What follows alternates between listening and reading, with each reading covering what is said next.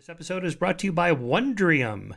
You know Wondrium, the former teaching company and the great courses that has expanded to include lots of different lessons and documentary series and television shows and so on. It's just a great source of content. You just subscribe annually and you just get the app on your phone and you can tap into it. Like you can just browse here just for fun. I put browse science. Let's see what they have in the way of science, of which I'm mildly interested in.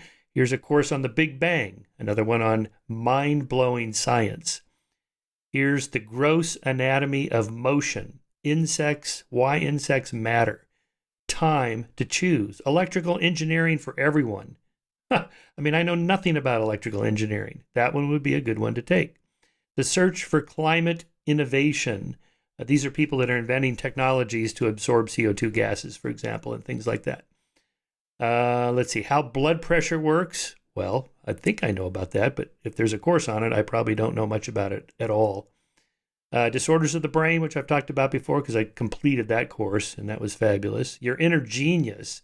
Okay. Oh, that's sponsored by Scientific American. All right. So it's probably excerpts from some of their articles related to intelligence and creativity and so on.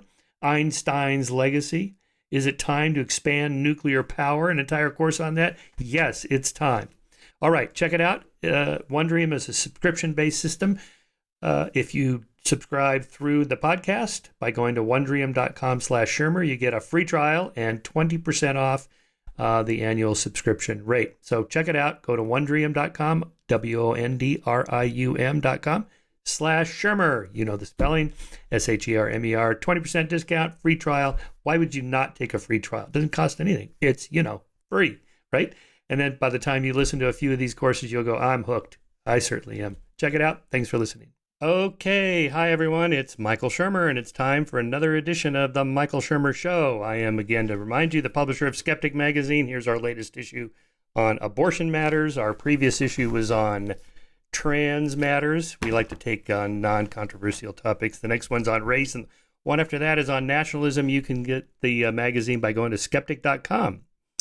My guest today is Rob Ashton. He's a writer, editor, and a former research scientist and molecular biology researcher who helped develop the first tests for HIV. For the last 6 years, he's been on a quest to discover the science of how the words we read and write affect what we think and do. His experience includes 24 years advising some of the biggest names in commerce, such as Google, as well as working with national governments, charities, and even the royal household at Buckingham Palace, all in an effort to help their people communicate more effectively in writing. He calls writing the invisible medium, and he believes that much of the misunderstanding in the world stems from our increasing reliance on our keyboards and phone screens to talk to each other. But he says it's always frustrated him that so much of the communication advice on the web and pushed by consultants is based on a mixture of pseudoscience, hearsay, and wishful thinking. There's the link to our show and Skeptic magazine right there. You can read more at his website, robashton.com/influence. Rob, welcome to the show, and thanks for coming on. Hi, Michael. Great to be here. Thanks for inviting me. So what's it like to go to the Buckingham Palace and meet the royal family or whoever it is you met there? Yeah, I'm sure there's layers of people. Yeah, and of course, I have to be the soul of discretion. If I told you, I'd have to shoot you. No, it's right. It's funny, as with all of these institutions, there's a huge array of advisors. So the royal family is it's not an institution like every other, but in many respects it is. So it's just it's good. It's a privilege to be able to do that and to have worked with so many people. So what is their concern? Communicating with the general public about what it is they do, why the monarchy is still around, or just kind of how you deal with like Prince Andrew and controversies like that? Yeah, so they will have the royal family will have advisors, and it's the advisors that myself and my team have been involved with helping. So there'll be briefings.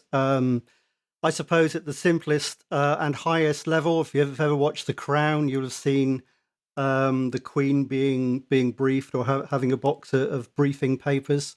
And these briefing papers, and these briefings just are as important there as in any other institution. The Queen doesn't make it all up, and the Queen's spokespeople don't make it all up either. They have policies just like everyone else. Right, like that scene in The Queen, in which she's crafting this speech about Princess Diana's death, and she throws in, or one of her advisors say, put in there that you are a grandmother. As a grandmother, it's like, oh yeah, that's so good. It's like, yeah, somebody has to think about those kinds of words. Exactly, and also to keep the royal family briefed on everything. So not just to advise on what to say, but to keep them up to speed with the events of the day. As we're recording this, it's a particularly tumultuous time in British politics. So that kind of thing is more important than ever. Yes, that's right. Of course, Boris Johnson was. I mean, he was the. You must have a laundry list of mistakes he made in communicating his policies. I liked him at first, and then the stuff with COVID and the partying and the things he said about it. It's probably his communications that brought him down. I hadn't thought about that until you just mentioned that. I don't know if it's so much his communications as the substance behind them, or lack thereof. I think in Johnson's case, it's all about trust, and trust has broken down. But I mean, the reasons for that trust breaking down are many and various, and I think communication is just one of them. In fact, I think with Boris Johnson, as with Donald Trump, they're both populists. They're both extremely good at connecting with a core audience, and knowing which buttons to press and how to do it. So I think in Johnson's case, it's his communication that got him there in the first place.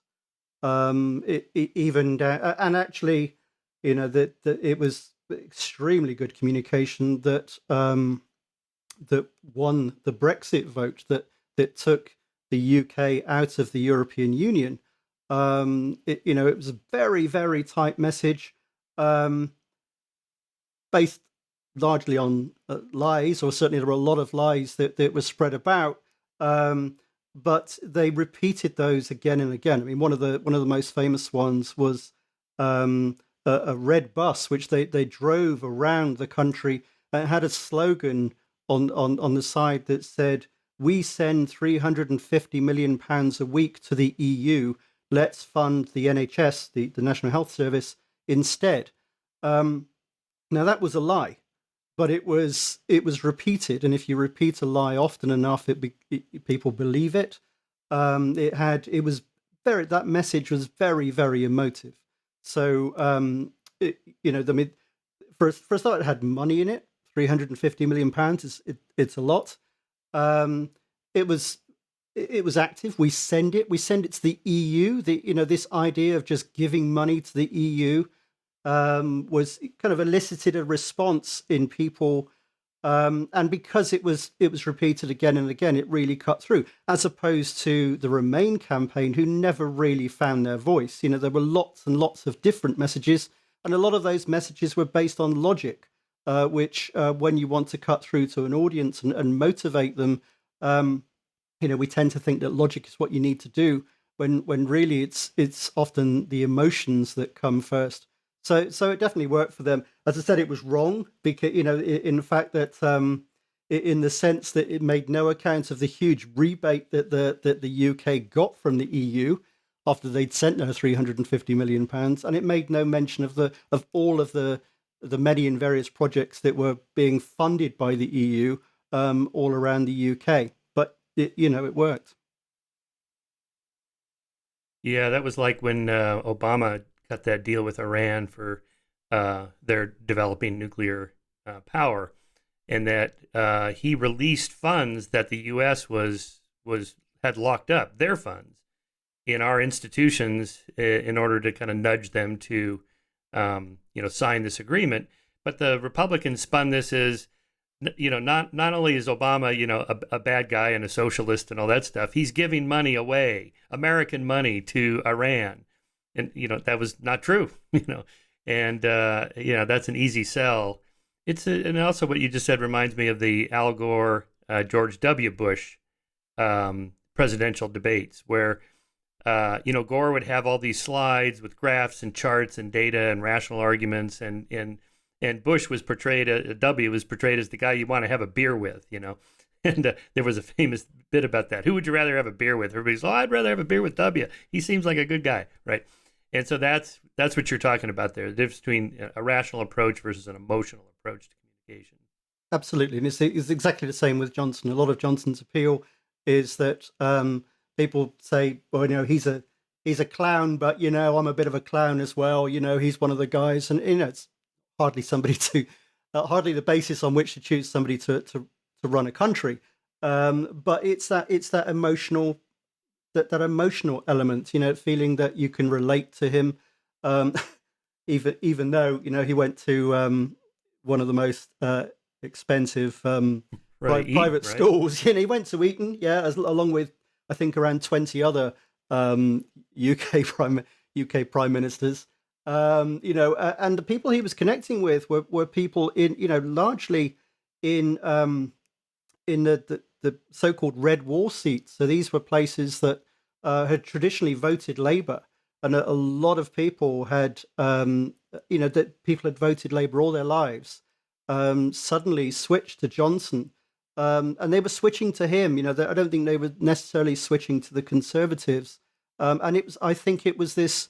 I mean, Brexit certainly played a huge issue, but I think it was this reliance on emotion. I think if you can make somebody angry, if you can make them discontented, then they will look for reasons to justify that emotion. So the emotion comes first, and then we look for reasons for why we might feel angry, upset, or whatever. I remember actually. I mean, I've done this myself. I received an email from somebody, and it was a question. It's a perfectly reasonable request. But just before I received that email, I happened to have been looking in a cupboard underneath the eaves of my office, and as I stood up, I banged my head on the steel girder above it, and I almost saw stars.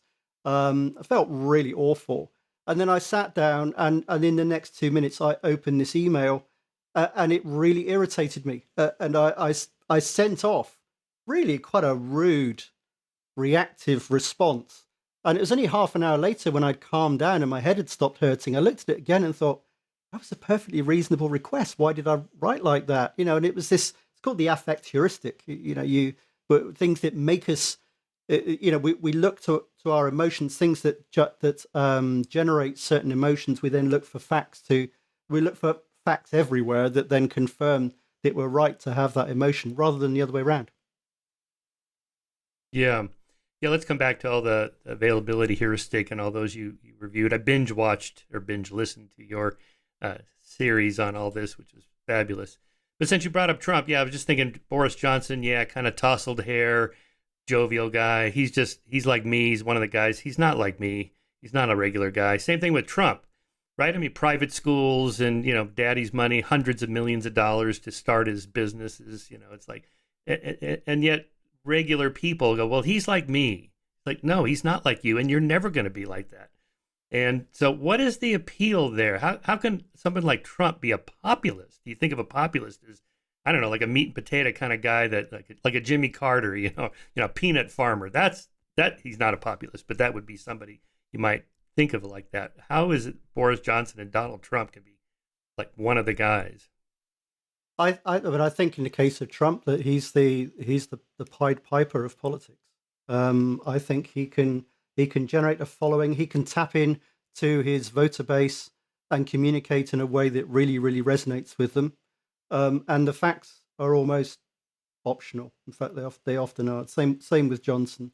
If you listen to the way that Trump communicates, he will. People have criticized him for being barely coherent. For almost stumbling his way through a sentence, and if you read out the sentence, transcribed, it makes very little sense. But he often finishes his sentences with an emotive, a highly emotive word, a kind of a trigger word. Um, there was a study done a few years ago, which tested 14,000 words for emotional reaction to find which ones were the most triggering. And Trump uses those a lot, and they tend to come at the end of his sentences. So, he'll use words like injured or tragedy or scandalous or, and what these do, it's almost, to me, it's like he's lobbing out emotion grenades that create a mood. And then people will look at their situation, look at whether they're happy with their lot or not, and then they say, well, this guy is saying that what I've got is wrong. I shouldn't be having to put up with this. When in fact he may not have said that at all. What he's done is he's made them unhappy with the status quo, whatever the status quo happens to be, and the Brexit campaign did exactly the same thing. They made people unhappy with their lot. There were people who voted in the Brexit vote who'd never voted for years, and he managed to mobilize people, and quite often they were voting against their current situation, against they felt disenfranchised, and they said, well, actually, here's my chance to make a difference. You then throw in something like not just money, not just the £350 million a week that I mentioned, but the NHS, which actually in the UK is a very, very emotive topic. You can't. It's like the NHS is like motherhood and apple pie in the US. It's beyond reproach. Nobody ever won any votes by criticizing the NHS. So if you then invoke the threat of that being removed or underfunded, that again will maximize the emotive response that you get. Right. So it's like that 1990s book, What Happened to Kansas, or whatever it was titled. I think that's what it was titled. Basically, you have kind of middle class, working class people going Republican because they said, well, these are my people. Well, actually, the tax policies that Republicans have aren't going to help you at all. They're going to help the wealthy people. They're going to help the people that own the companies that you work for. Why are you voting for them? So it's something else that they're voting for, right? It's like their faith and flag and these kind of symbols that they define themselves as, and they're not making rational calculations as like economic utility maximizers. They're doing something else. They're voting their emotive tribal instincts, or how they define themselves. Absolutely. It's I think there's there is logic involved, but I think it's almost a flexible logic. I listened to your interview with Jonathan Gottschall, author of The Story Paradox, with great interest, because he was saying that when you've got your people, when you've got your hero is multidimensional, well-rounded, and yet when you've got the enemy, the villain is it's in stories generally the villain is kind of one or two-dimensional. It's not a well-developed character. They're not complex, and I think the same is true with the issues that drive us. And I was really interested with what he said about how once the facts change, it's not like you ditch the whole story. What you do is you say, oh, well, that bit's not true, but everything else is, and I think that again just comes from emotion and just shows how difficult these things can be to shift with facts. Yeah, I call that proxy conspiracism, and my next big book is on conspiracies, and my model is QAnon. How could anybody possibly believe that Hillary Clinton's running a secret satanic cult, pedophile cult out of a pizzeria in Washington, D.C.? So, you present people with the facts, like, the one guy that believed it, Edgar Welch, went there with a gun to that Comet Ping Pong pizzeria, and there was nothing there. Well, but it's the kind of thing those Democrats would do, or it's the kind of thing Hillary would do. We just don't trust them. Maybe that one right there is not true, but generally, it's the kind of distrust I have of those people, right? So it's a stand-in for something else.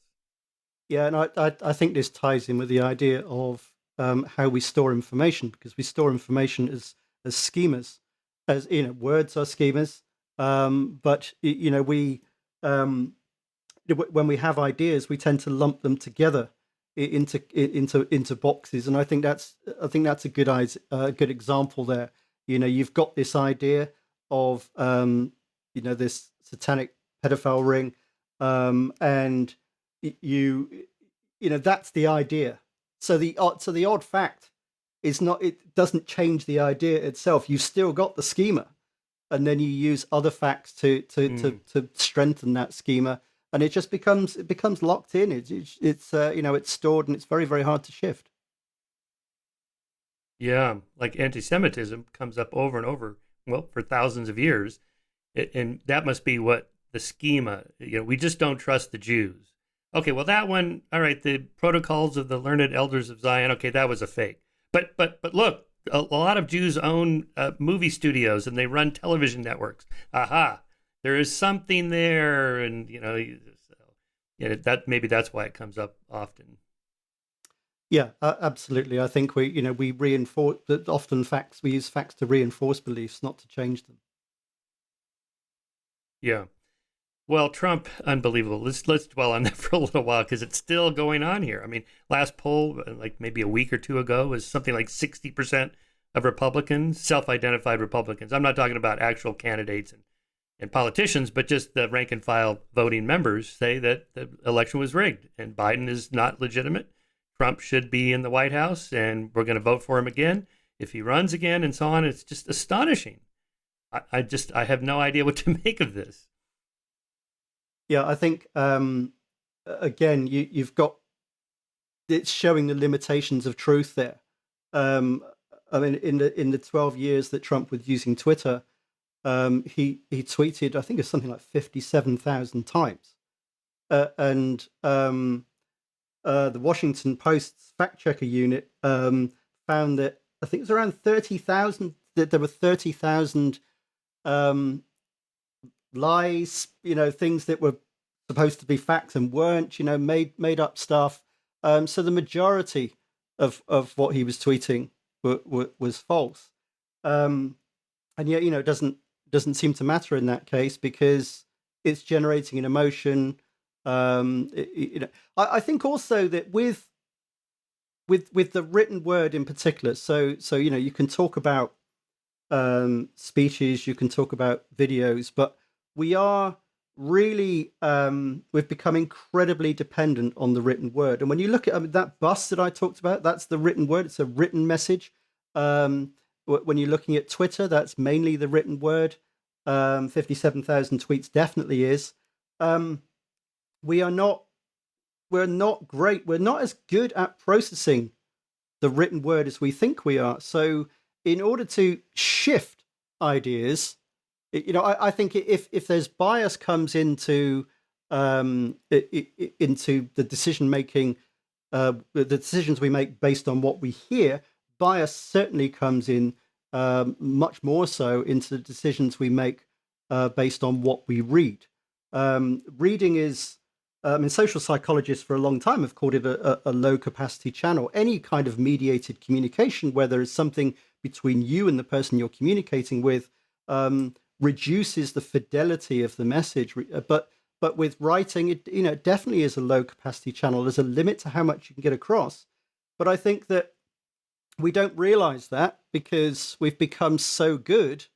When we learn to read, we become really good at just making this making reading an unconscious process, and we don't realize just how much is going on under the hood and how little capacity that leaves us to do other things, such as make sound judgments or control our emotions. Mm, mm. Yeah, I want to go into that in a little more detail in a second, but just hovering on Trump's lies, everybody lies. We know this. Lies of omission, maybe you just leave things out because you want to avoid conflict or you don't want to be rude or whatever. Lies of commission, where you maybe exaggerate a little bit. In the case of politicians and corporate people, they lie to cover up embezzlement or something they did that was wrong, or they had an affair, or something bad happened. They lie about it, and no surprise. But Trump seems to lie even when there's nothing to gain, right? Almost like it's a test. I'm going to throw this out there, and let's see if the base just goes with it. Even though I know it's not true, they know it's not true. It's almost like like a spiral of silence, like that phenomenon where everybody knows that everybody knows it's not true, but no one will say anything. So my example is the North Korean propaganda films of when the Kim Jong-un's father, Kim Jong-il, died. And there's all those videos of these people just weeping, sobbing hysterically for days. Now, it's obvious they're faking. The regime has to know they're faking, and the people faking must know that they know that they're faking, but everybody kind of goes along with it. It's just kind of keep the whole thing going. And that's the kind of sense I get about Trump. I'm just going to lie just to see what I can get away with. And that draws people in to say, well, I'm really committed now because I've already backed up a bunch of these lies that I know are a bunch of bullshit, but I'm still going to back him. That shows what a good tribal member I am, or how committed I am to our party, or something like that. Do you think it's that we adjust our baseline?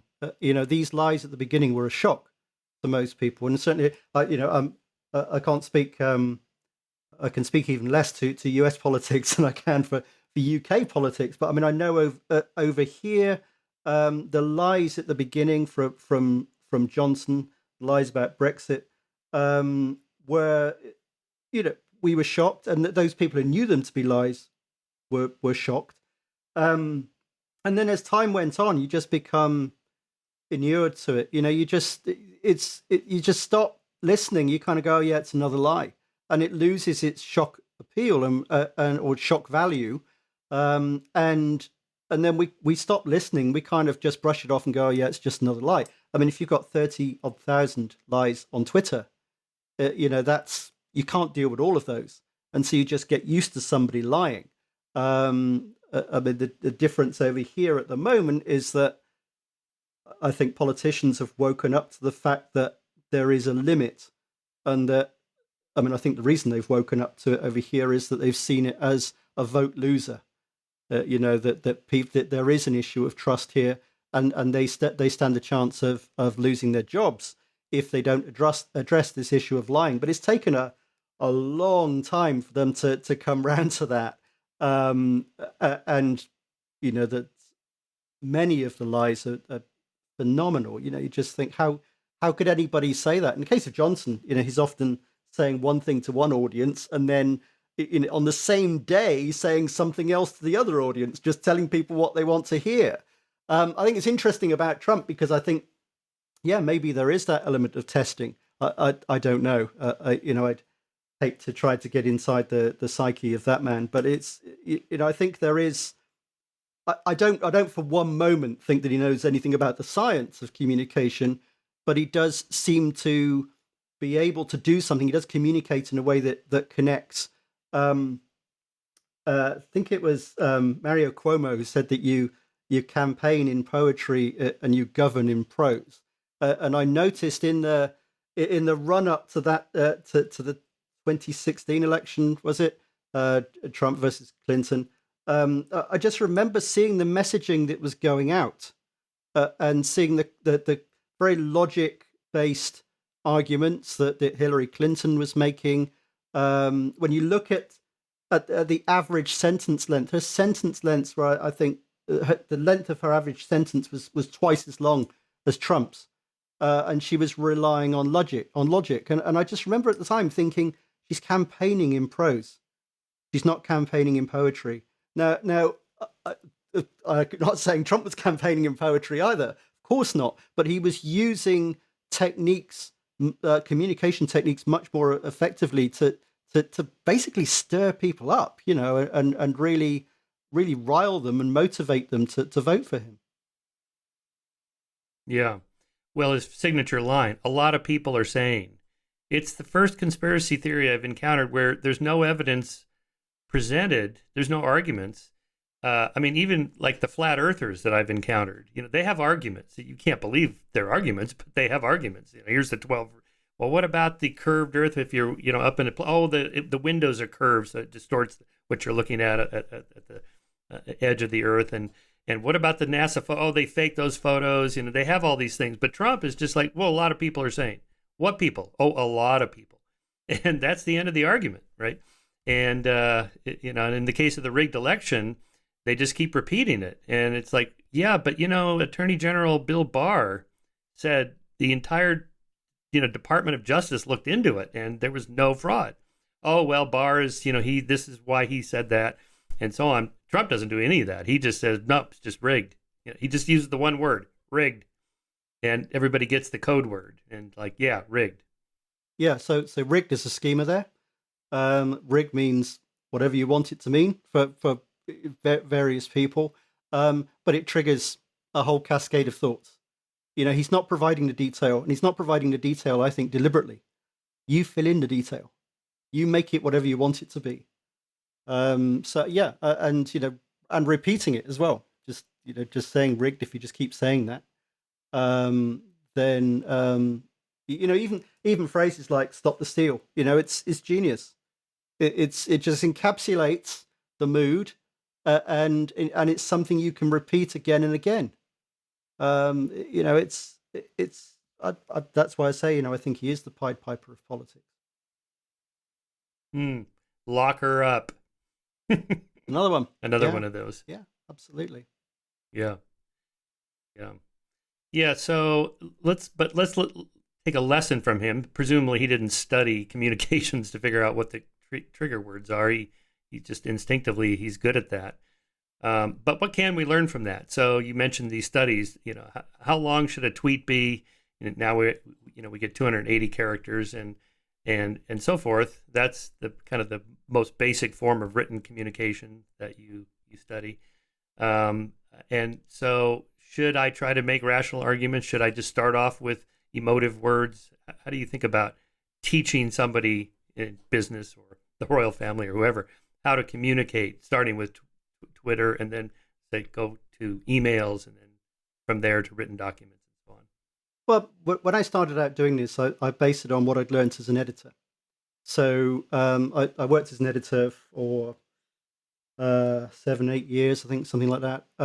Certainly got my 10,000 hours in, and the editing became almost a simple spinal reflex. At least that's what it felt like. I could go through a piece and just apply the same techniques again and again, make it clearer, strip out the excess verbiage, and then go and read it again and see what it was actually saying, as opposed to this, being occluded by all these words that didn't need to be there. But I think that so what I've been doing in the last 6 years is looking for the science behind that. So there are things that I've always advised doing. I'm relieved to say that most of them are backed up by the science. I came at it very much from a craft, really, of editing. But I noticed that when I was working through my consultancy, when I was working with organizations, that's about 80,000 people over the years, people seem to be believing things about communication that just didn't ring true to me. So it's there's an awful lot of pseudoscience in the leadership world, just as there is in the self-help world, and there's a big overlap. But there are certain things that the science backs up. So sentence length, for instance, if you a longer sentence will typically be more difficult to process than a shorter sentence, if only because it involves more words. It sounds obvious, but you've got more words that you have to access in your brain. You and your audience have probably got a dictionary of around 30,000 words in their brain. So you're having to access that dictionary, and the words that we use most often are recalled more quickly. So when we use unfamiliar words, we are going to be slowing down that process. So if you have more words or unfamiliar words, then it's going to be more difficult to process. That doesn't mean that every sentence should be short, by the way, because there are other things at play. Reading is a very complicated process. You have to keep people engaged for a start, because people will read until they can stop reading, and then they will. So you have to keep them reading, and cadence and variety are part of that.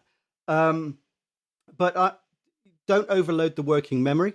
It is another one. So people vastly overestimate how much we can store in our working memory. And if you start with a long why, if you like, a long explanation of something before then saying in the same sentence the point of the sentence. So if we say, in view of the fact that blah blah blah, and owing to this and this caveat and that caveat, we are going to do X. Well, you are asking the reader to hold an awful lot in their working memory without knowing why. For a start, so in fact, what we do is we predict where something is going to go when we're reading. It's called the garden path model, and it's, if I said to you, John removed the bicycle, or took the bicycle pump down from the shelf and inflated the carrot. If you are reading that, you'd be predicting where that sentence is going. And it's only at the end that you realize that I'm talking nonsense. But, this is how we understand sentences. We don't see them all in one go. We predict and we update our model. There's a large amount of evidence coming out on that. I mean, this is how we interpret our world. Neil Seth, one of your other guests, talks about how we hallucinate our conscious reality.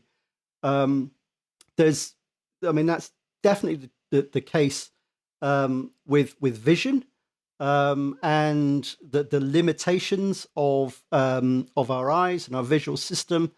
An idea that goes right back to Hermann von Helmholtz in 1860, who said, look, that the eye just doesn't seem, it's not complex enough to account for the complexity of the things we see. So he postulated that maybe we're just, he called it unconscious inference. We are making it up. So you have to be aware that when people are reading, they're probably not going to be reading things as closely as you think they are, and it's very easy to send them off in the wrong direction. One other thing you may want to dig into the science of that, but one thing I would say, just also to answer your question about how to make things better, there's a theory that we've created our dictionary, we've created our lexicon to be efficient, and that long words contain more information and therefore take more time to read and to process, and short words contain less information and therefore are very quick. So there's kind of almost this constant rate. The idea is there's this constant flow of data coming into the brain, and it's, I think where that falls down is when we use long words that mean, for which there's a short alternative. I think a lot of people get very tied up in the idea of plain English and dumbing down, and think it's about stripping out technical language. And even if you're communicating to a technical audience and need the technical language, it's a way of building a bond with them. You can still make things, you can reduce the cognitive load on the reader by cutting out, by shortening the words in between. So, instead of saying, we're going to commence an investigation in the near future, well, commence means start. In the near future, well, that's soon. So you're going to start an investigation soon. Okay. So why not? That words that end in shun, Tion, Sion, ironically called nominalizations, but you're creating verbs out of nouns, tend to attract all sorts of other words just to make them work in the sentence. So, if you're saying you're going to commence an investigation, so you mean you're going to investigate, so what you're saying is we're going to start investigating soon. rather than we're going to commence an investigation in the near future. So you can reduce this cognitive load without actually, changing the technical words at all. And I think this is one of the things that we often get wrong about communicating effectively when we're writing. Yeah, you talked in one of your lessons about the neuroscience of that and brain scans showing that at some point the subjects reach a trigger point where they just can't process any more information, and then everything they've gotten at that point just kind of also goes away because they're just like, I don't know what you're talking about. It's too much coming at one time. Yeah, I think I think we see that a lot. This kind of neural circuit breaker. Faced with too much information, if we're trying to make a decision, if we have too many options, we'll default to the status quo. So it's too much like hard work. This isn't so bad. You won't, rather than going through and comparing and contrasting all the options, you just say, do you know what? I'm happy where I am. But I think that there's another cognitive bias, which is a complexity bias, where we don't read things and we just assume they're okay. It's you see this with terms and conditions. It's Apple could be coming for my firstborn for all I know. I've just said, yeah, that seems okay to me. It's reminded of the Monty Python film, the Meaning of Life, where somebody turns up to take somebody's liver, and he hadn't realized that he'd signed it away when he was buying a washing machine. It's kind of we don't things are too complex. We kind of go, yeah, I'm not going to pay any attention to it, so you don't make a decision, or often you make quite a strange decision. It's kind of you almost pick one at random, rather than going through this process of weighing up the arguments and checking all of the information. Yeah, this is like that default to truth default theory, I think it is, that, why are people so eager to believe cult leaders and lying politicians or, whatever, to go back to that example? Are we just super gullible? In my opinion, this is debate in cognitive psychology. Are we naturally rational or are we naturally irrational? And, someone like Danny Kahneman says, we're just, loaded with these cognitive biases and heuristics that distort how we think. And they have all these experiments where you can, in a way, trick subjects into seemingly making the wrong decisions. And they should have made that decision, and they got this one wrong. But Gert Gingerenzer points out that actually, if you reword some of those problems, those logic problems, people do pretty well at it. Like the Wasson test, where you have to turn over two cards. There's a number on one side and a letter on the other, and there's some logic rule. But if you phrase it in terms of like a human interaction, you're a bartender and you have to card somebody or not, how do you make that decision? People are better at that than a logic word puzzle.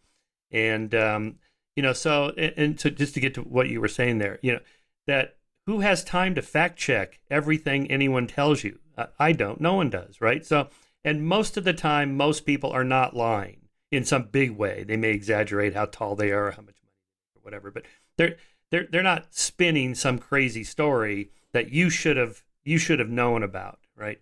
And but who has time to do that? So it's reasonable as a heuristic to say most people most of the time tell mostly truth things, so I can just go ahead and believe them and move on. And the cost of that is every once in a while I'm going to fall for a scam, or I'll end up joining some religious group that turns into a cult, right? No one joins a cult. They just join a group they think is good, and then it later becomes a cult, and whoops.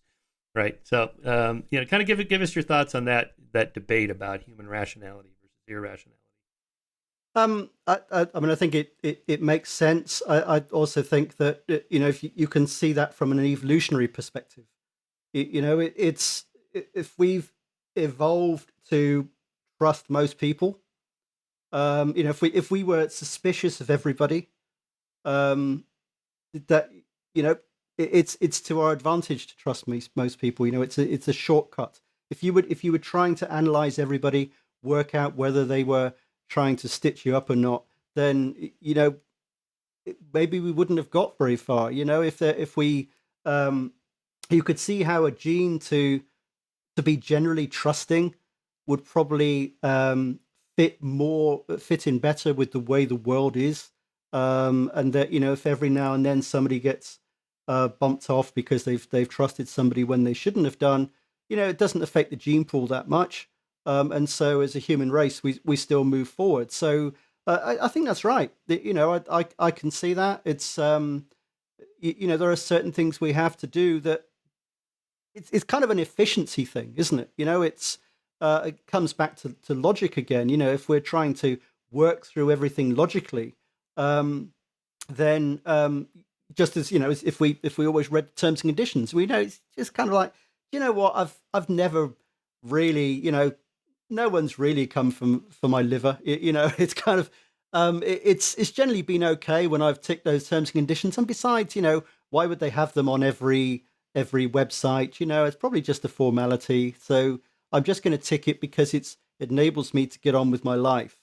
So I think this kind of satisficing, where you kind of go, yeah, that's good enough is good enough. I'm going to focus on the big things.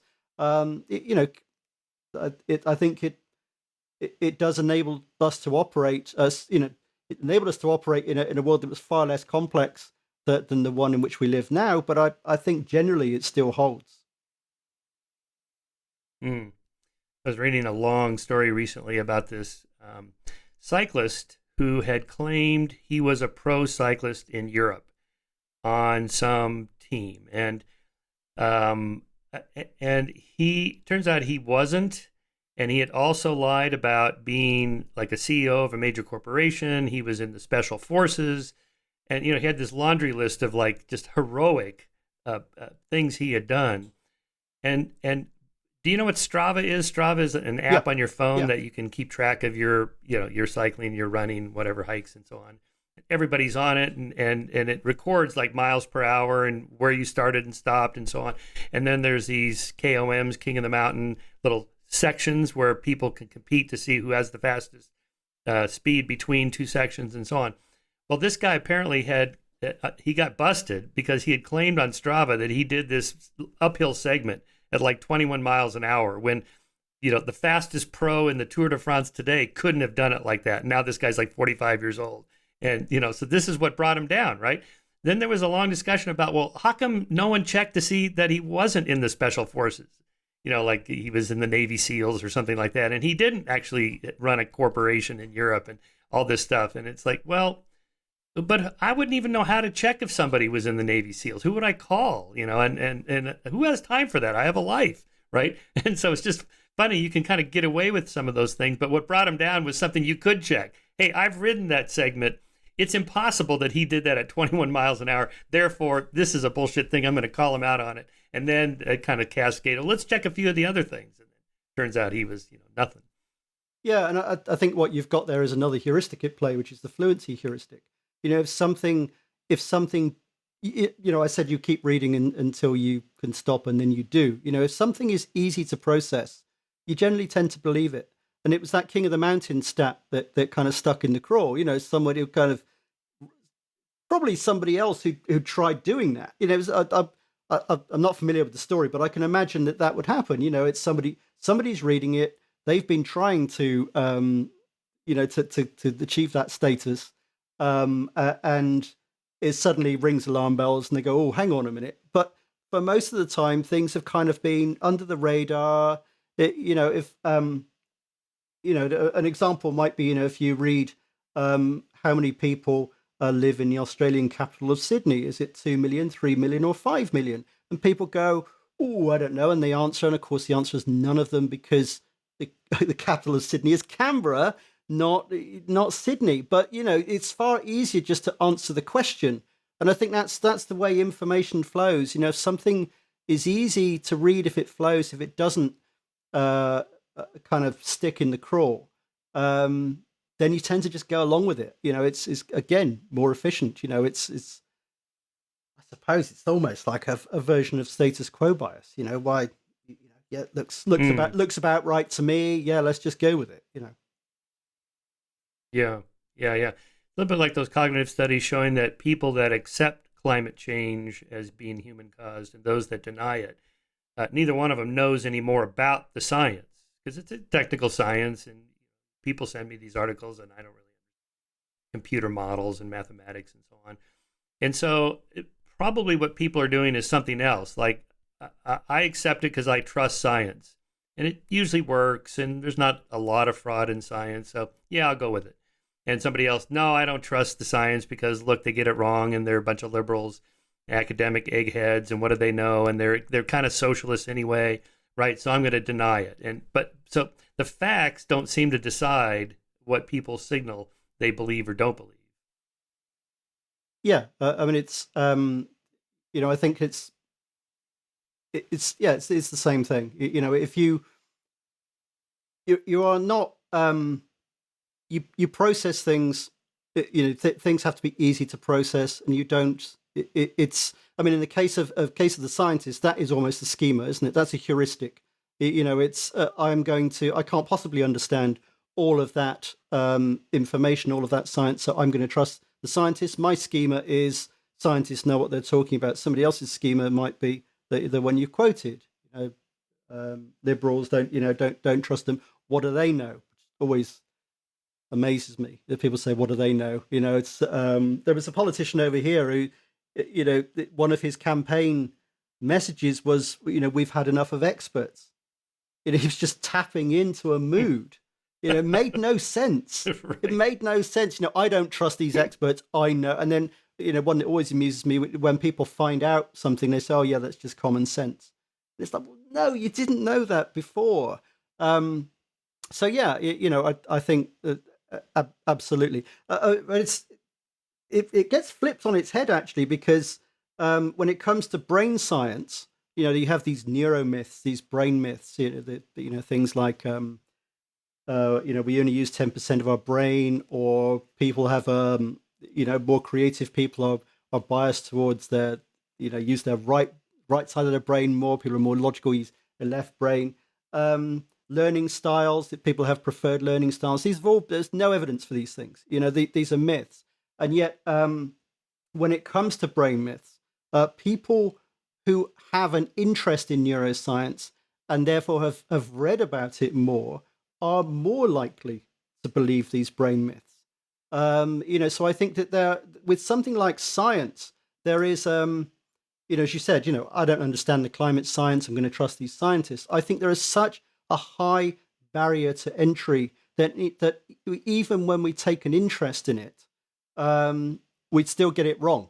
I think with the brain myth idea, that I guess it could be something like, a YouTube algorithm might work out that you like brain science and start serving up videos that are full of pseudoscience. I don't know. You can see how that would happen, but I think it's this barrier to entry thing that that when it comes to science and understanding science, there's a very high barrier to entry. Even if you're well educated in one area of science and you look at another area of science, some things carry over. A skepticism, a wanting to see evidence. That's all good, but very little of the knowledge might carry over.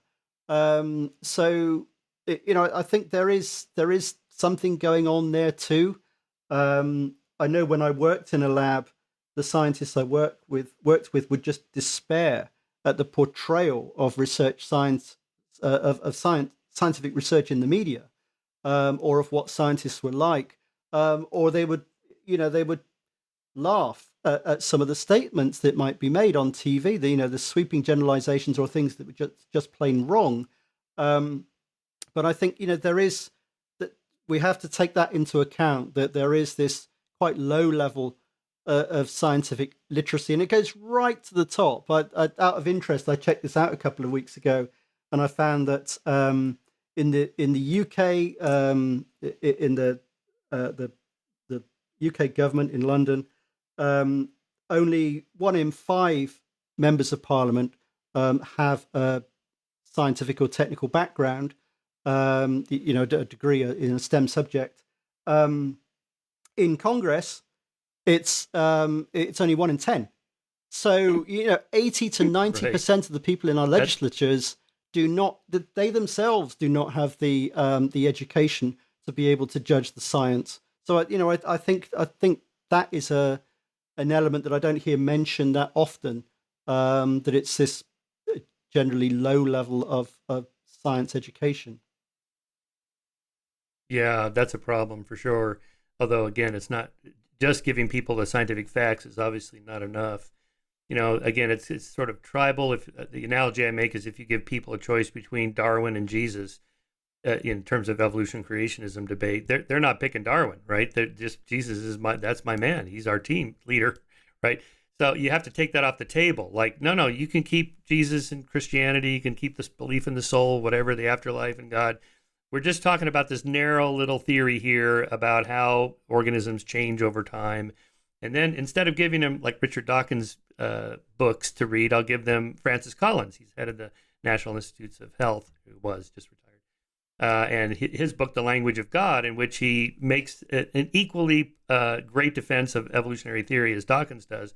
But at the end, he says, and I'm an evangelical Christian, and here's why I believe what I believe. So basically, I'm saying, look, here's a guy on your team that is a Christian. He is not an atheist, and he accepts the science. It's almost like that makes like, oh, okay, then I can believe this. Yeah, you can believe this. All right, then makes them more receptive to the facts.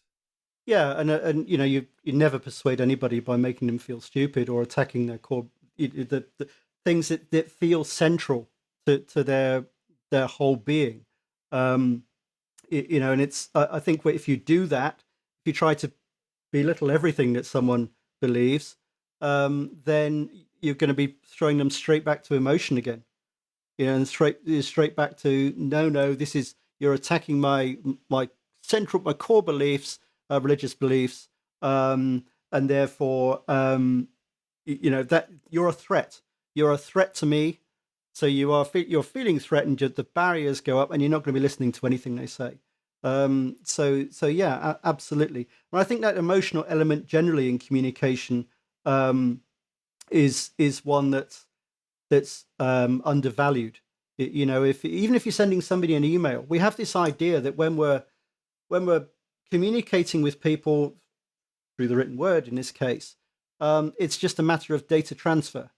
We have this idea that I just write the information down, I put it in the most efficient way possible. So I'm probably just going to use a load of bullets, just strip out the narrative, and I will send it. So I'll get it out of my head. I will send it through my magical, rectangular glass box, and then it will appear in their head intact, and job done. And what we miss there completely is that we are used to communicating. We've evolved over millions of years to communicate with each other, to rub along, by building up trust, by building a rapport, and it's not just a question of data transfer. And I think that's as true of just sending an email as it is of trying to win somebody over to something like Darwinian evolution.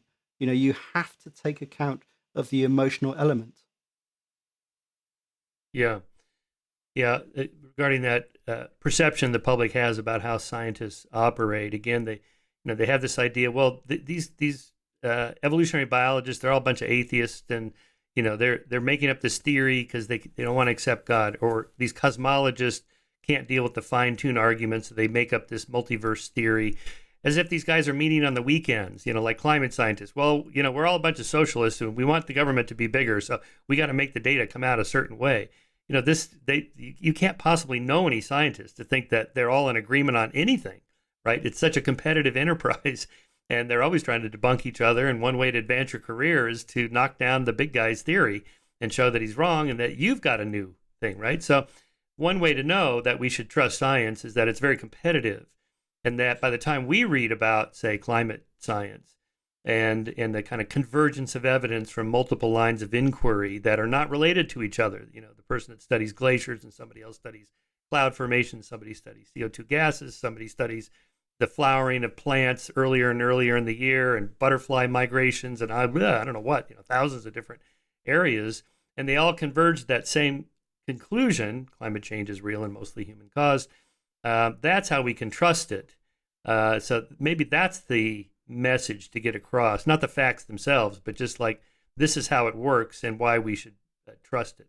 Yeah, I think certainly, shedding a light on science, well, humanizing scientists. I think it's if you see the portrayal of scientists in cinema, it's that are often the bad guys, aren't they? And it's um, but very, it's well, it's I guess it's like any kind of prejudice. It kind of stands up until you actually meet people that you're prejudiced against, and then you kind of go, actually, and okay, so you might then just update your schema a little bit, but still contain still persist with the overall schema. But I think, yeah, real scientists. I saw this on social media a couple of years ago, where somebody was talking about pharmaceutical companies, and they were talking about the evils of pharmaceutical companies, and all the scientists were, they basically portrayed the scientists as trying to um, just going basing their whole life on trying to support an argument that really didn't hold up, and pushing forward an evil agenda. And I said, I've worked in the pharmaceutical industry. I know lots of people in the pharmaceutical industry. I don't know anybody like that. I don't know anybody who goes to work with that in mind.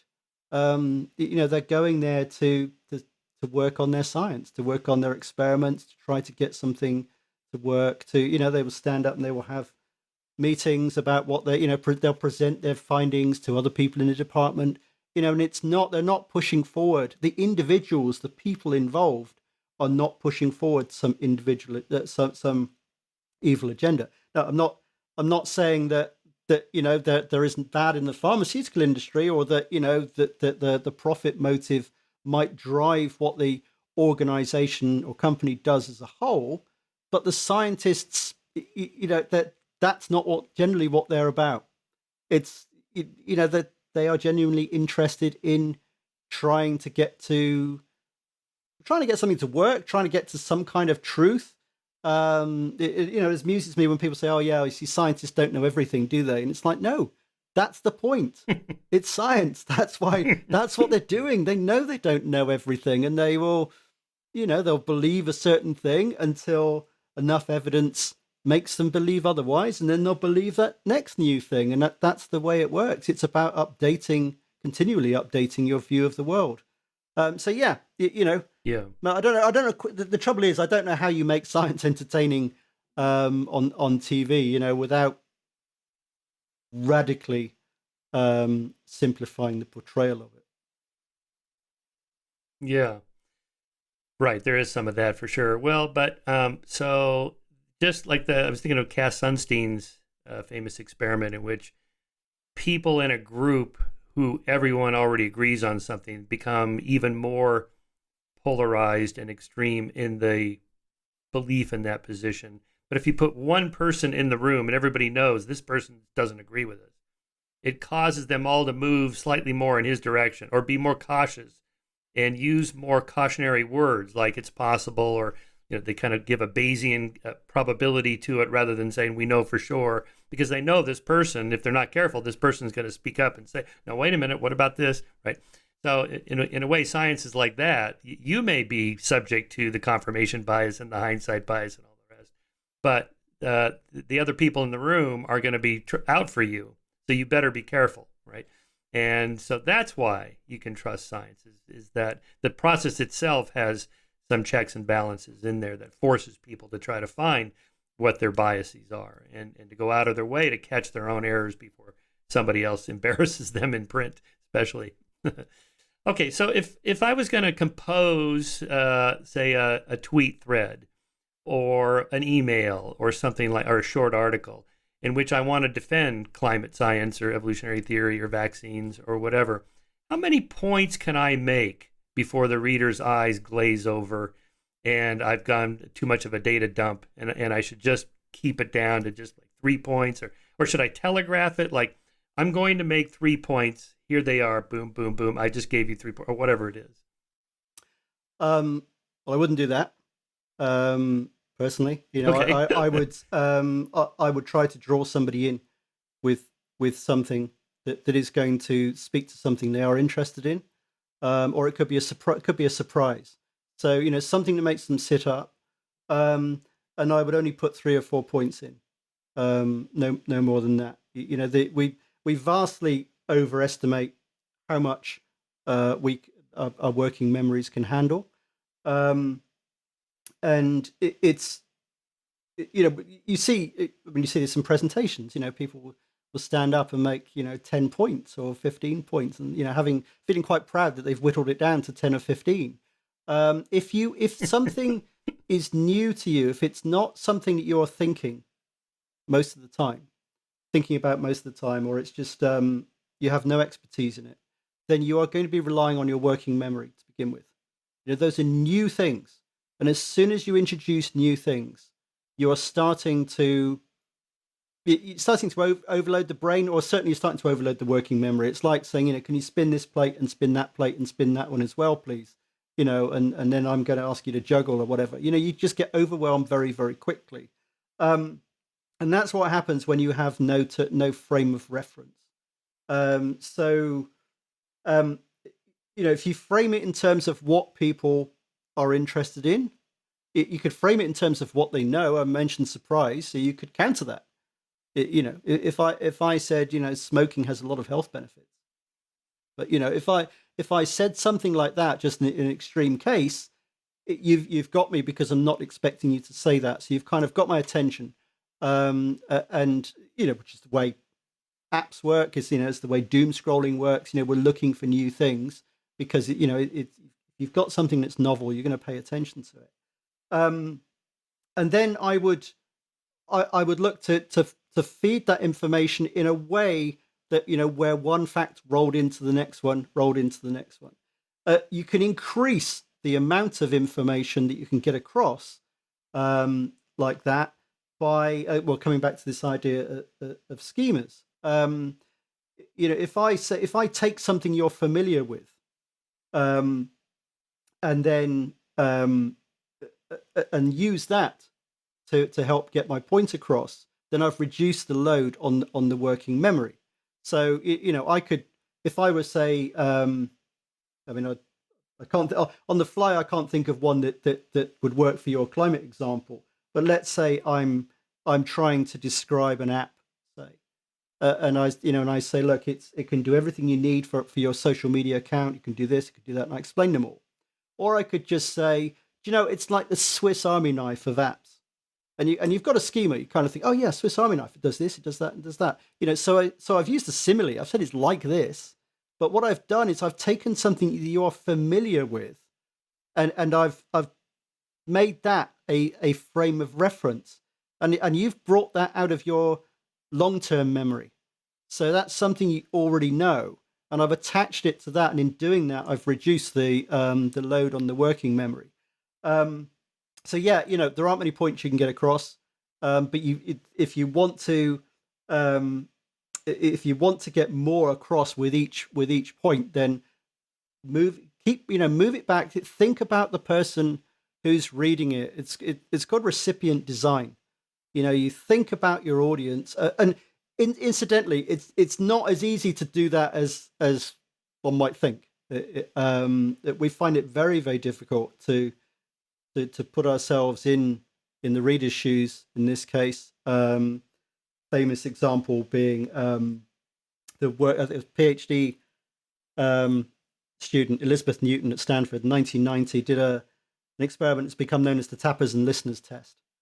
And you're probably familiar with this, but for those who aren't, the idea was that she got people to tap out tunes just on a desk or on a box. I can't remember. So no musical component, no tone, just the rhythm. And she asked people to estimate how likely it was that volunteers listening to that would be able to work out what the tune was. And the average estimate was 50%, that people thought 50% of the 100 people who were asked would be able to get it. It was actually 2.5%. Only 2.5% of the people Right. asked could get the tune. Right. And it's, we have this, we can't unknow what we know. We can't unknow the background information. Right. And that's, I think, why it can be so difficult to communicate some of these things, because we hear the background music. It's like someone with earbuds in. They're listening to a tune and they're singing along, and it sounds terrible if you're in the same room with them. It doesn't sound like that to them because they can hear the backing track, they can hear everything else. So it is very, very difficult to put yourself in your reader's shoes, and you have to do something very definite. I think you have to stop and say, okay, so maybe switch off your laptop or whatever and turn to a piece of paper and just write down, what are they interested in, how much they really know. What are their hot buttons? Goes right back to our bus example. What are they interested in? Oh, they're interested in the NHS, money. It's so go back to their existing frames of reference. Going back to that can really help. You would think in your head that some tapping out like the opening notes of Beethoven's Fifth, da da da da. But if you just go, it's like maybe, but I can't not hear it, right? Exactly. So yeah, exactly. It's really hard. Yeah, yeah. And it also reminded me of, have you ever heard the solo track of Grace Slick singing White Rabbit? It's on YouTube. You can listen to it. She has a magnificent voice, but it's hard not to hear all the other stuff that's behind it, because I've heard that song 10,000 times, right? And but all you hear is just her voice comes in and then pause, and then her voice, and then pause, long pause, and then so on. And it's just weird to listen to it.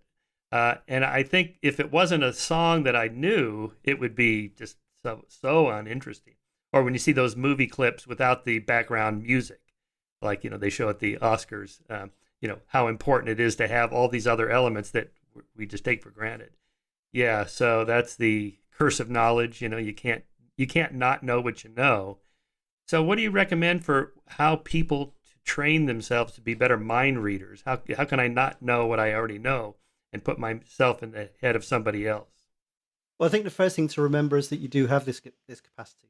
So it's something you're not born with, but you develop it as a child. So it's called developing a theory of mind, developing the idea that not everybody is like you. If you're if, as a child, if you like rice cakes, you think everybody else likes rice cakes. But if between the ages of 3 and 7, we start to develop this capacity, and it's something that we have there, that's innate in the sense that it's part of our normal development. So there's nothing more unnatural than reading. That's not part of our normal development. It takes us years to learn it, but it's still an artificial process. With this empathy, with this theory of mind, and realizing that not everybody is like you, that's something we have the capacity to do. And it takes practice, but it has to be a conscious thing. You have to follow some of those steps. Write down, go old school, think about what they might be interested in. But I think also that it's you have to, with something where it's crucial, you have to step away from what you're writing, and if possible give yourself a bit of time, because it's so seductive. That soundtrack in your mind is so seductive. You can't unhear it. And it's only when you go and do something else that it switches off and that track is replaced by something else.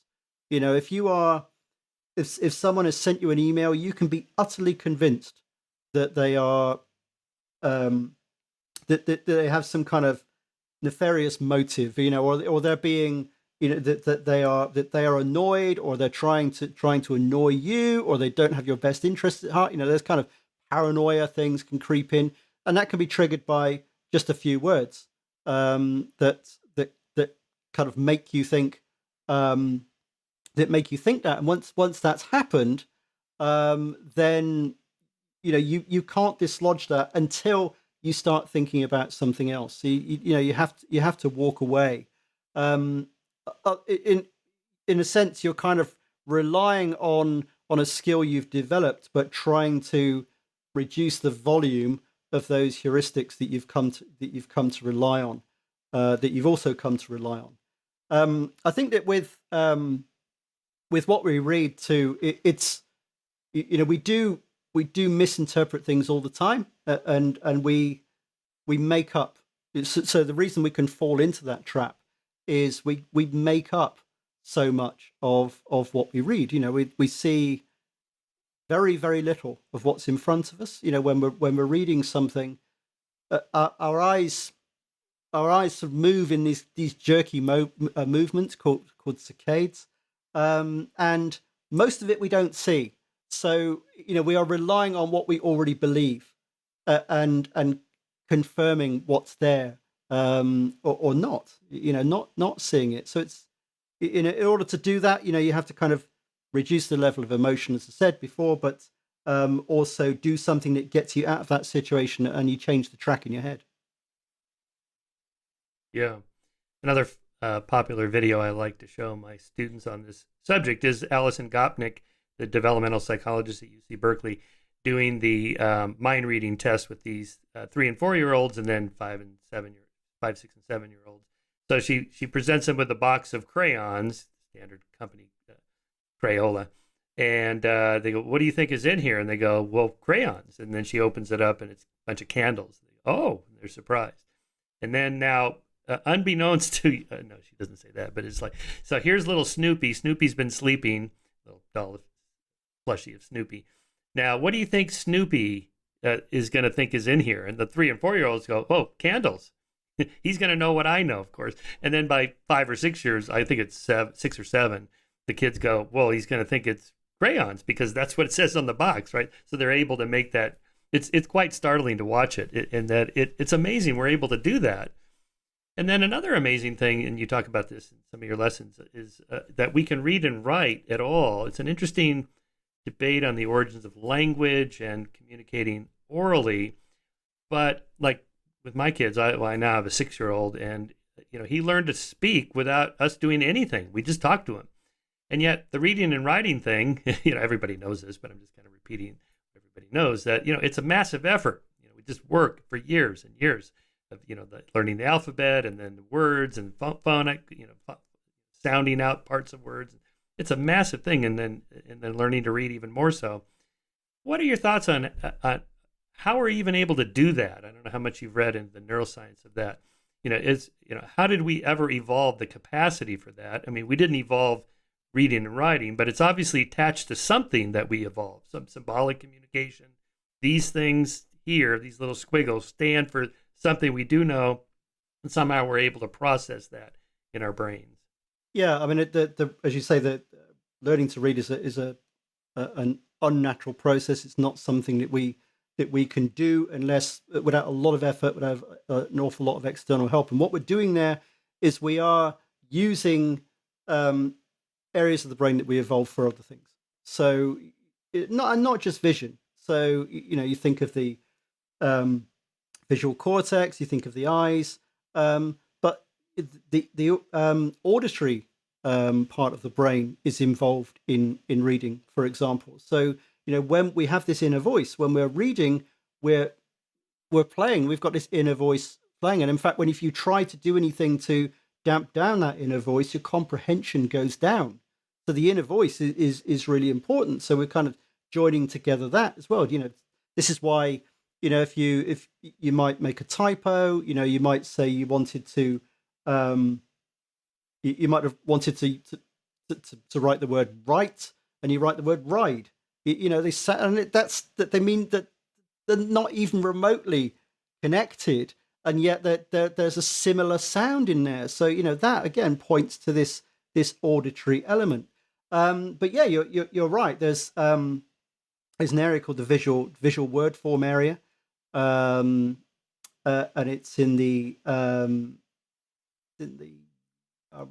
left fusiform gyrus, and it's this area is it's involved with or that general area is involved with recognition of objects that we see in our general lives. So faces, objects that are very familiar to us.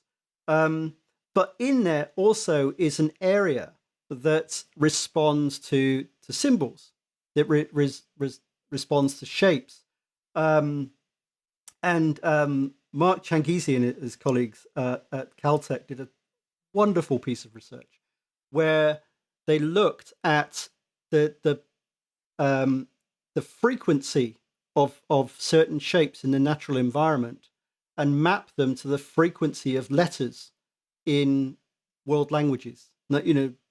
Loads of world languages. It's kind of, this is the thing that just stacked up across the board.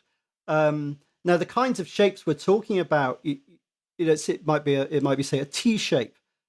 T shape is actually quite important, because if you imagine, if you were to draw something and there was something going behind it. So let's say you drew a car and you drew a road behind it. Where the road met the edge of the car, there would be a T. There would be this perpendicular. So a T is quite important. It tells us that there's something hiding behind something.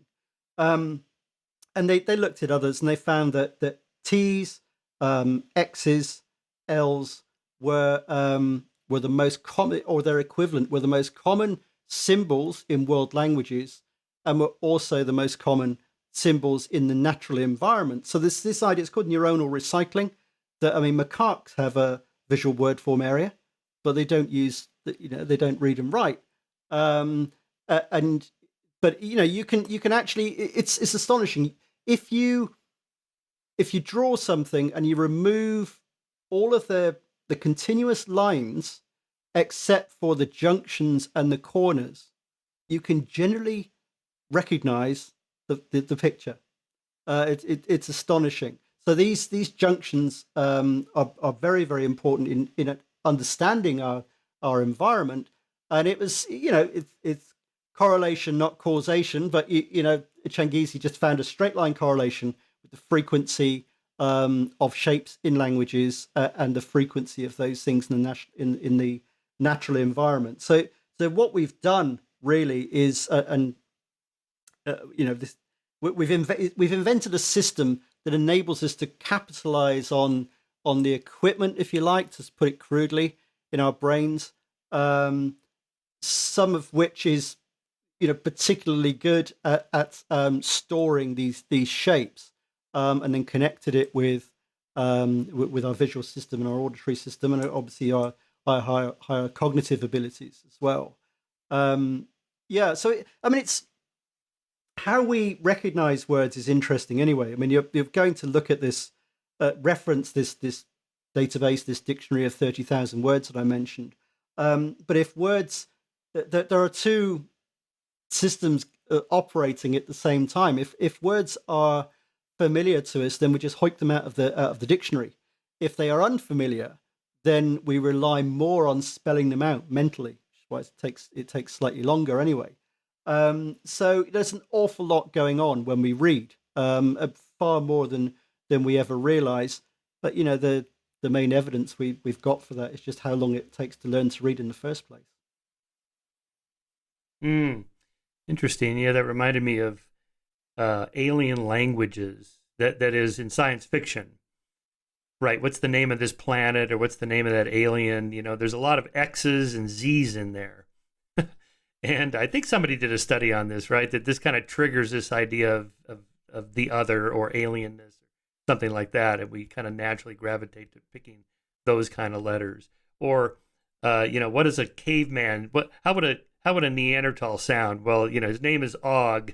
And so there's a lot of O's and G's in there, and U's and things like that. It's just, I guess it's not random, right? No, I don't think it is random. That we would have developed first our language. We developed the ability to use tools long before we developed the ability to communicate via language, and then it was much, much longer before we invented writing. It's about 5,000 years ago. The first known examples of that in what is now modern day Iraq. That's for a start, there's no selective pressure there. So, how would we have evolved to read and write? Would it be, that you removed yourself from the gene pool if you didn't learn to read and write? Well, that's kind of a bit of a stretch. And 5,000 years isn't anything like enough to evolve that most of the structures that that we well, I mean, any substantive change in the brain is not really going to happen in that time scale.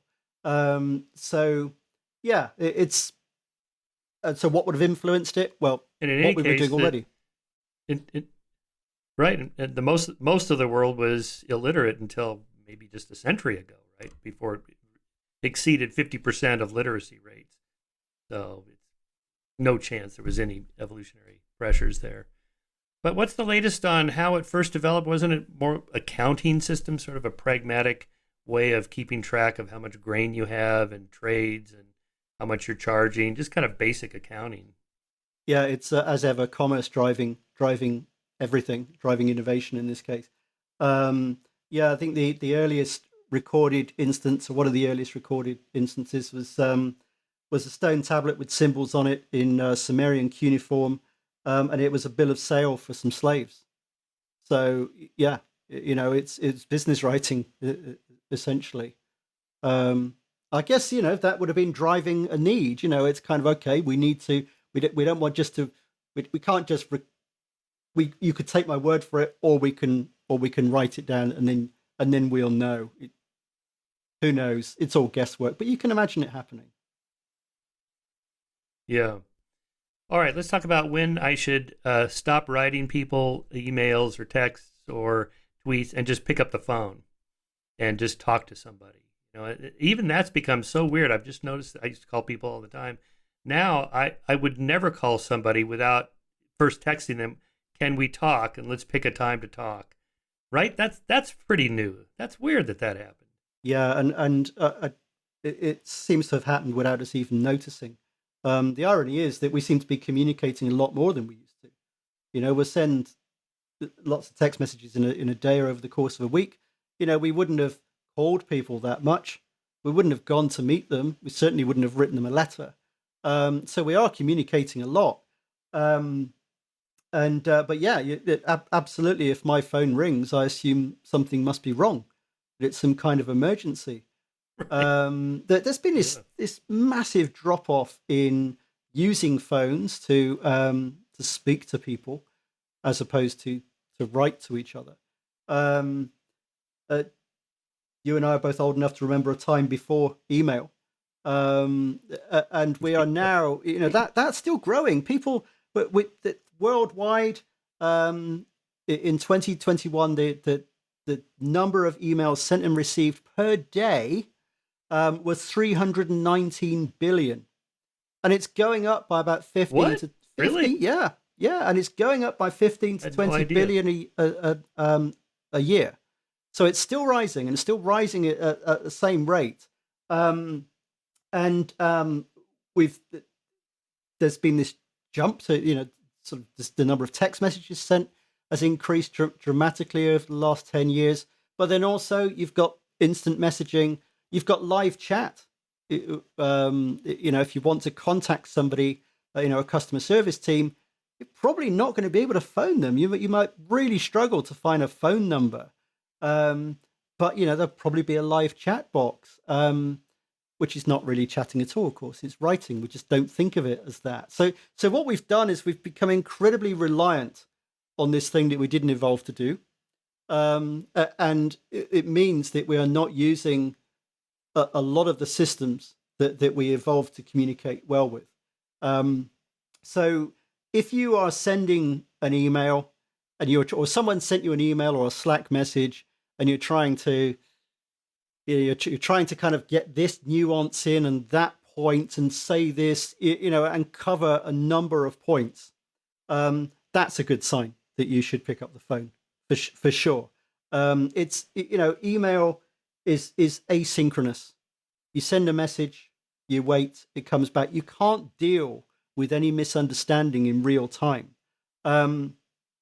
Likewise, if anything is at all emotive, if it's an emotive topic, if you're if you're in a workplace and you're canceling leave, say, or heaven forbid making people redundant, it's kind of you just can't. If you send something out like that by email, then it's almost certainly not going to go well. If there's anything that's likely to get an emotive response, then don't do it. For that reason, I mentioned that people don't read what's there; they confirm what they think is there. As soon as things start heading south in a discussion as well, as soon as you feel the temperature rising, that people are starting to get irritated, again, call them. It's a live chat is a good example because what organizations have done there is they've set themselves up to create problems. It's very, if a customer often when they get in touch is already upset. They might just have a query, but a lot of customer service communications, they're complaints.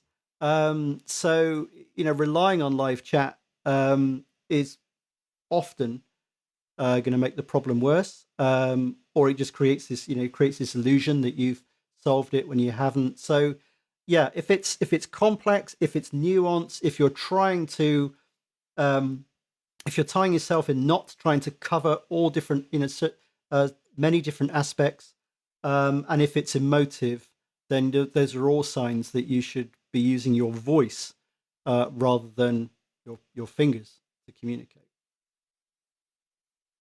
And is it now the norm that I should not just call somebody out of the blue? I really should text and say, "Can we talk?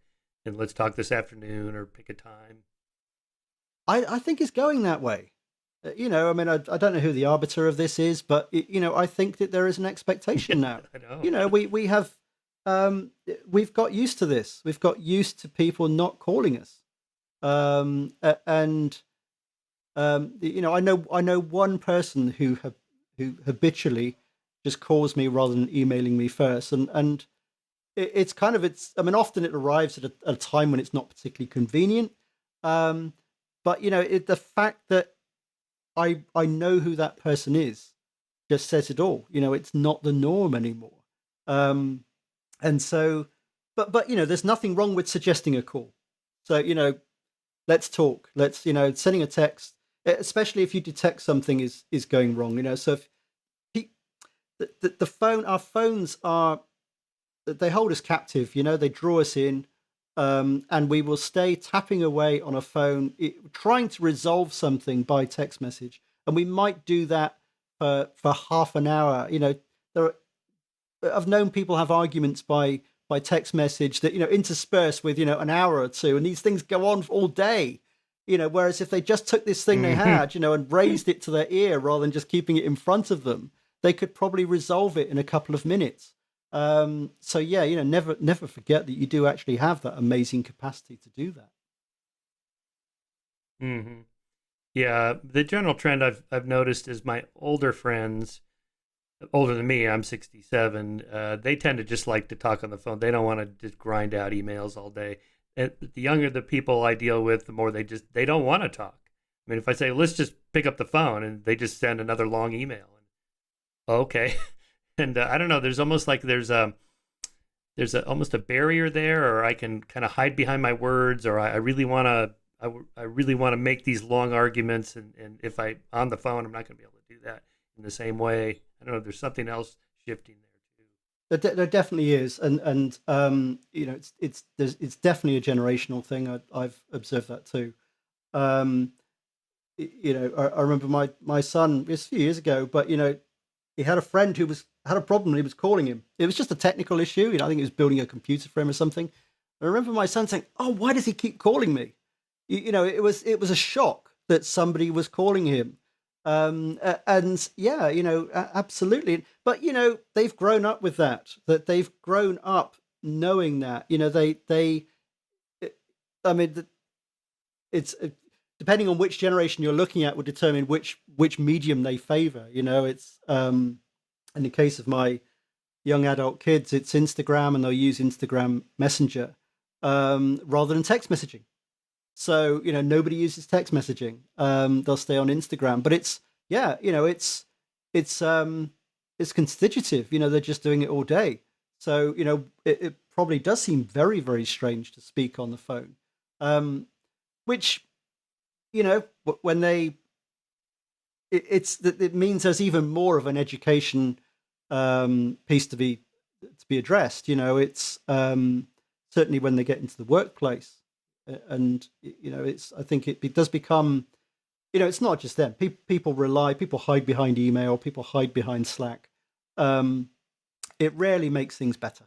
I'd never even heard of Slack until I listened to your lesson yesterday. That's how out of it I am. That's a big platform for business communication. Yeah. I mean, there are others as well. There's a Teams chat. There's a chat function on Teams. In fact, I think Teams even started as a chat function, and they've bolted the video onto it. I might be wrong, but I've got a feeling that's what happened. Yeah, Slack is becoming Yeah. very, very common. But yeah, there are others. It's just a business instant messaging platform, and people would just use that in the way they might have used email.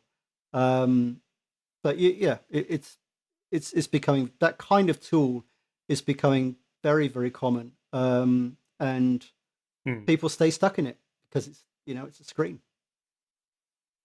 Yeah. And what do you recommend for readers? What should I think about as a consumer of online content, emails, tweets, texts, and so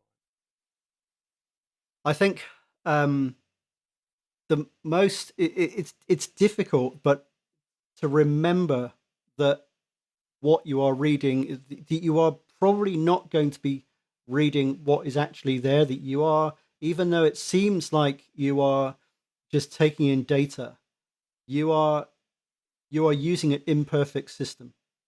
Um, this idea that I said about these saccades, these little hops that we make.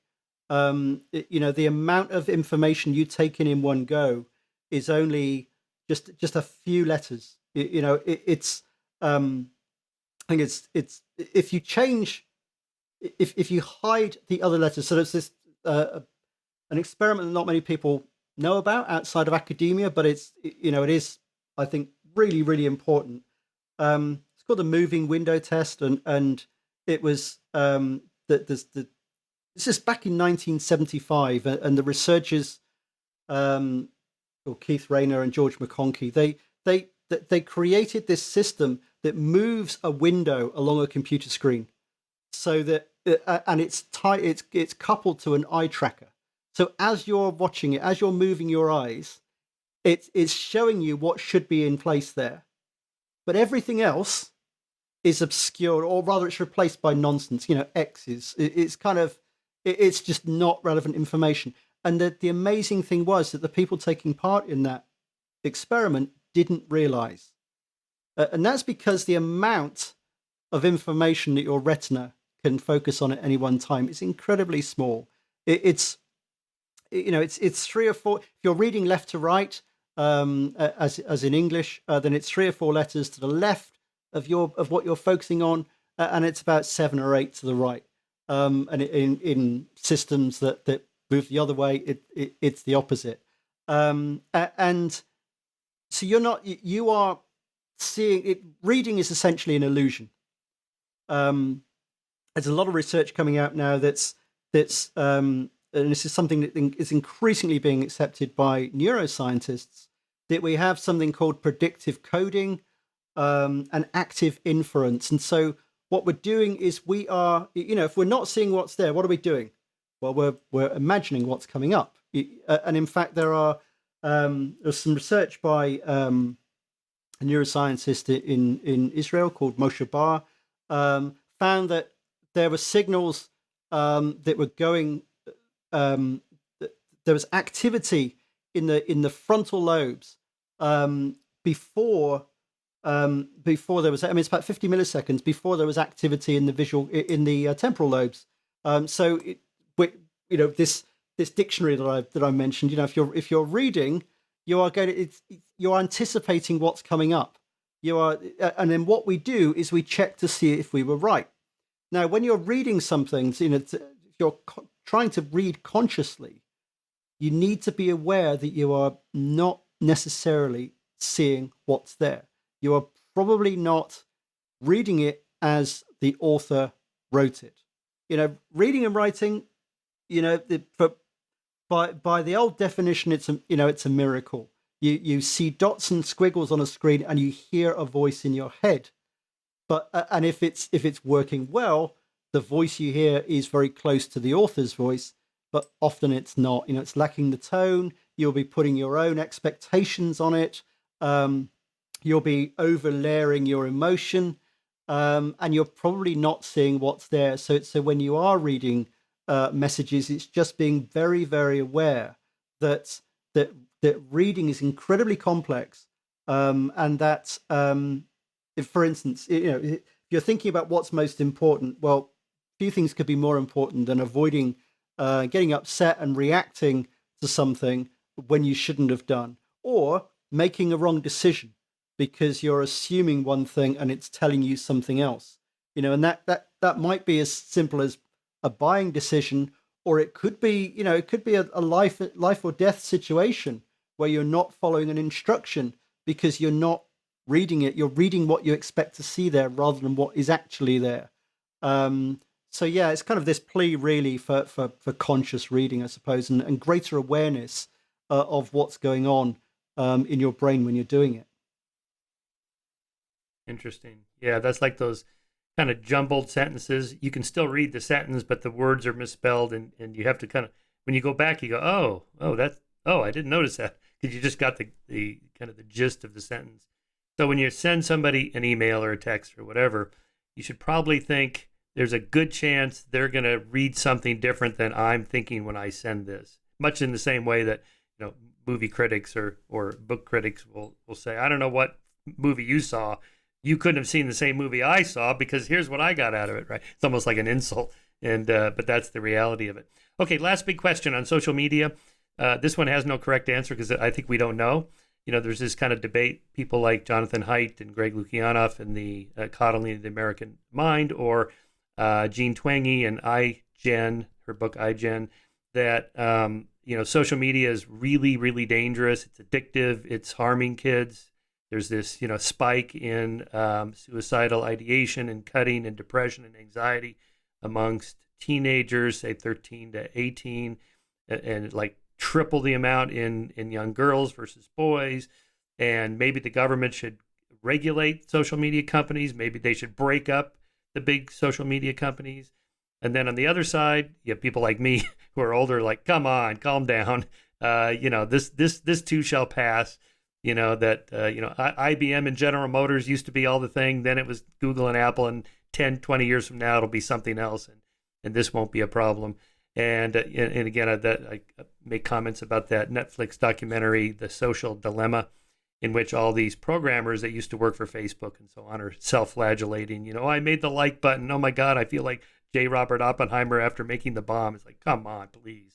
It's not that bad. But maybe I'm wrong because I'm an old guy and I just don't get the power of social media that other people can see. I don't know. What are your thoughts on that?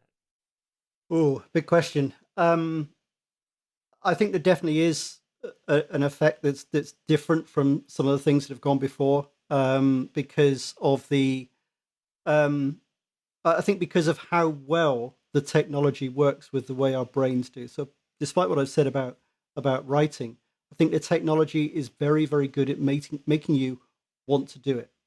Okay, so it's dopamine. It's been a lot of people misunderstand dopamine and think it's a pleasure hormone, a pleasure neurotransmitter. It's not. It's been called the molecule of more. It's something that it motivates you to do something, and in fact, dopamine builds up with the expectation of something.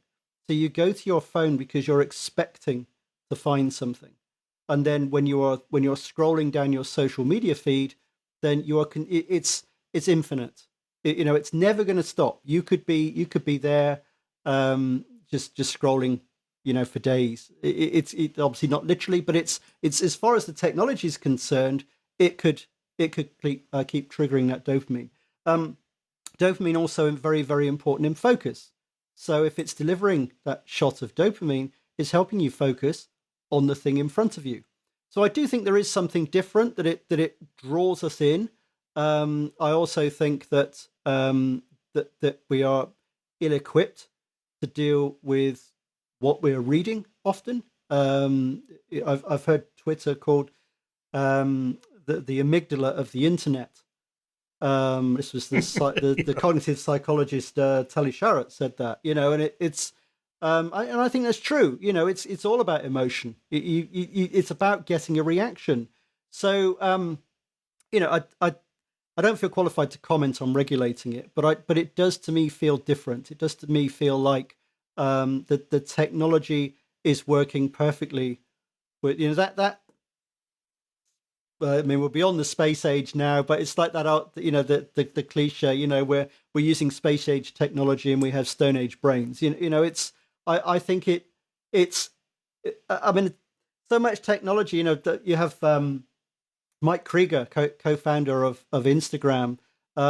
He's an alumnus of B.J. Fogg's behavioral science lab, behavioral technology lab.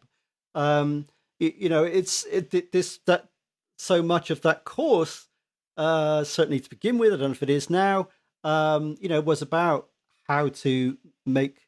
I think it's called a persuasive technology lab. Now it's a behavior. They've changed the name, but it was about technology to begin with and how to make them persuasive. So it's no coincidence that things like Instagram are addictive. They're designed that way, and I've seen the effect on kids too. I've seen how difficult they find it to put down, and how sucked in they become drawn into that world, and how it does affect them. I'm not advocating legislating against it, but I do think it's different, and we probably need to acknowledge that. Yeah. Yeah, for sure. I mean, I get sucked into Twitter. I mean, I'll go a day or two without looking at it, and then I'll go, oh, let's just see what's erupting over there. And then 3 hours later, I'm still clicking and typing, and like, oh, okay, maybe this stuff really does. It really is addictive. Yeah, I think it is. I think it is. And you never intend to do that, do you? It's kind of like a trick that you play on yourself every No. time. I'm just going to go in here. Maybe you're bored with what you're doing, and it's that expectation, that dopamine. I might find something. What you're hoping to find, of course, is something new. I do the same with the news, and it's when does the news ever make you feel better? But you kind of, but we still fool ourselves. Right. It's like, oh, maybe I'll find some good news there. Oh no, and there you are, 2 hours later, having been doom scrolling, and long forgotten what it was you were supposed to be doing. I try to justify it that, well, I'm researching my next book, and oh, look, these people I follow, they posted these links to these articles. I really should read those articles. That's part of my research. I'm actually working now. Like, well, yeah, kind of, but not really. But you might have gone in to do that. That's the thing. If you open a web browser, it's kind of, you could be looking on a news site to research something, but it's not even just the technology. And a news is written to be attractive. You want to read news. There are all sorts of things, and that's a whole different discussion. But it's not like the intention was bad, but I don't know what the answer is, because it is really difficult to stay focused on what you intended to do whenever you go on social media or a news site. Yeah. Or those sites, the news sites where they give you 6 free articles a week or a month or whatever it is. And you think, well, that's pretty generous. Well, I can click through 6 articles just by clicking on the links, like in 10 minutes. And then it's like, oh, the paywall is up. And then I figured out that actually, if I clear my browser, I get to start over again. I think most people don't know that. It's a little trick. Okay, you didn't hear that. Anyway. Don't tell anyone. So that's too funny. Exactly. All right, Rob, thanks so much. We will put a link to people to find your work. I love binge listening to your lessons, and this is going to be a book you're working on, right? Yeah, that's right. It's I started researching this 6 years ago, and it was the Dunning-Kruger effect writ large. I thought I'll give myself 6 months, and I just had no idea how much research was out there. It's in lots of different areas. So it's coming together now, and I hope to put it into a book soon, and to share some of these ideas with a wider audience. Really important. I like your work because it's very practical. Like, what should I do at this moment with this technology? What should a company do? What should a government do? I mean, that matters. I'm not sure it would work with somebody like Putin. We're all angry at Twitter that you've invaded Ukraine. Like, some people don't care, but I think most people are influenced by these kinds of strategies you develop. So thank you for your work, and thanks for coming on the show. You're welcome. Thanks again. I've really enjoyed it.